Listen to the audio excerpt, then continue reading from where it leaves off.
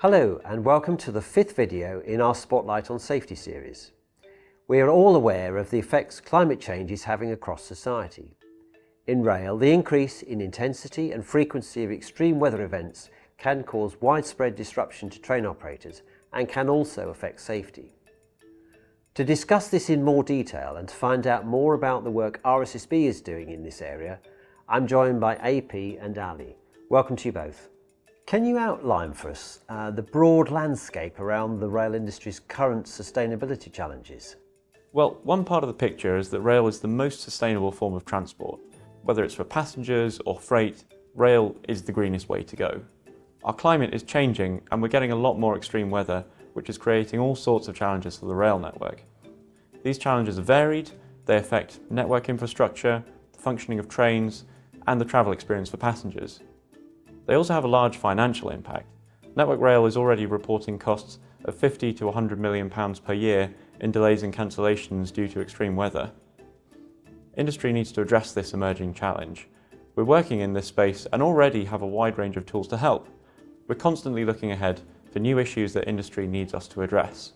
We are ideally placed to lead collaboration in rail on resilience to extreme weather.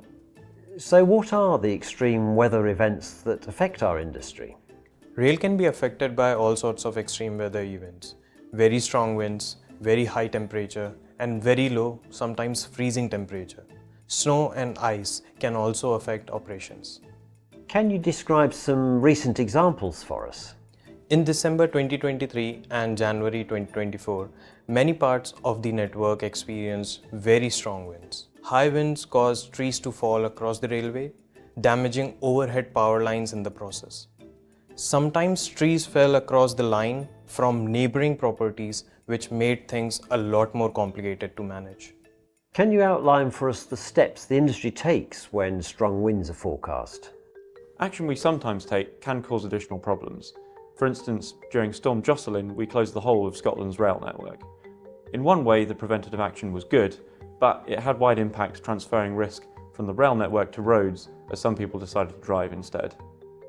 That's a really good point. We need to consider the implications of the actions we take as a result of extreme weather.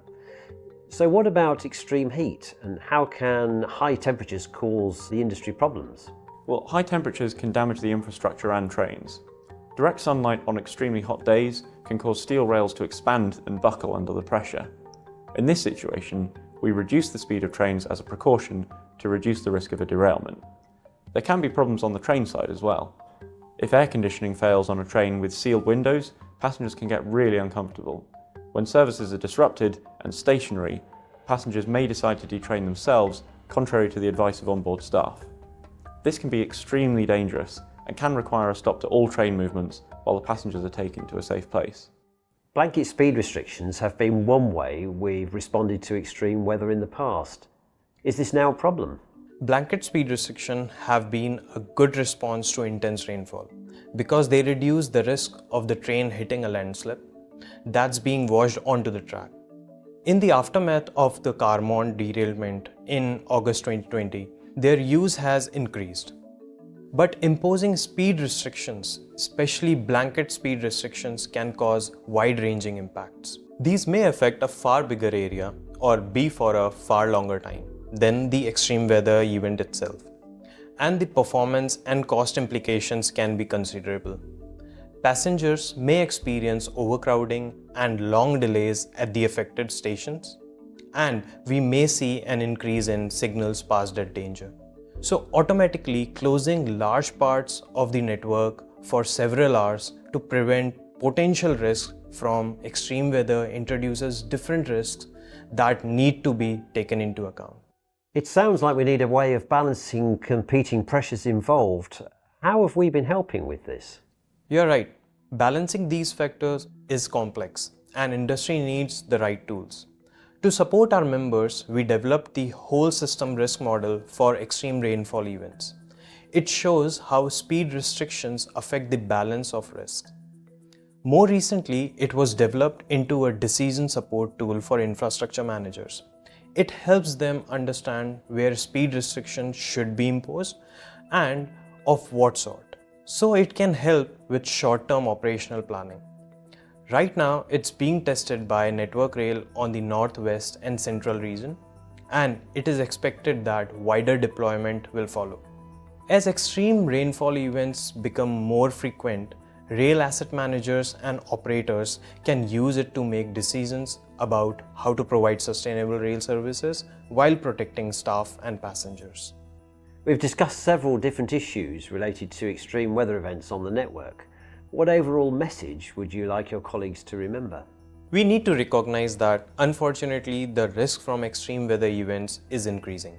This means we must act on the short-term and long-term risks.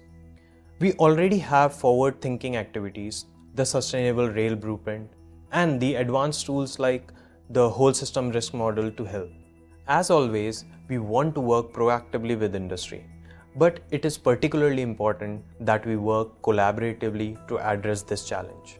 Our expertise, specialized tools, and innovative approaches will support industry with the increasing effects of climate change. We will continue to apply these and develop them further so that our members can maintain rail as the greenest way to travel and maintain rail operations. In doing so, we will help protect staff, passengers, and assets for the short and long term, even in the face of extreme weather events.